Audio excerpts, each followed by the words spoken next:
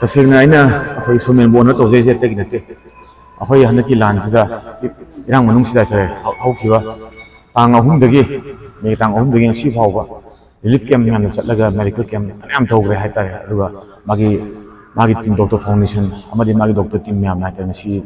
लेग्री ma'am अवाना time ma'am मतेंग पांगदन लाए अइन तौ अइन अदु मोनदसु वना तो थोप्रा माई कॉन्ट्रिब्यूशन मैम चांग ले अदु मोनबो याखुन उचर नंगी वाई कुन अपम हाय